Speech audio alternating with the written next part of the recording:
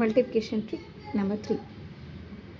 ఇక్కడ రూల్ వచ్చేసేసి మనం ఈ ట్రిక్ని దేనికి యూజ్ చేసుకోవచ్చు అని అంటే యూనిట్స్ ప్లేస్లో వన్స్ ప్లేస్లో 1 ఉన్న నంబర్స్కి ఈ ట్రిక్ అనేది యూజ్ అవుతుంది. చూద్దాం, ఇక్కడ చూద్దాం. ఫస్ట్ మనం సింపుల్గా చేయొచ్చు. 1 1s అంటే దీన్ని ఫస్ట్ మల్టిప్లికేషన్ 1 1s 1. తర్వాత ఏవైతే నంబర్స్ ఉన్నాయో వాటిని యాడ్ చేసుకోవాలి. 5 3 ఎంత అవుతుంది? 8. తర్వాత ఇవే నెంబర్స్ని 5 3s 15. This is the answer. Simple.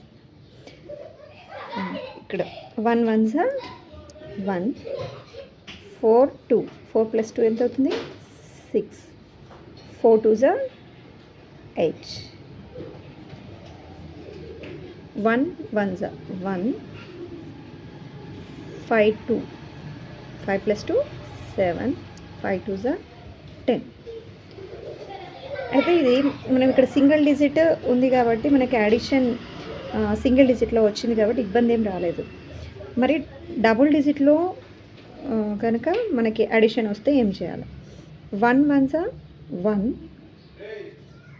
8కి 8 4 add చేస్తే 12 అవుతుంది కదా.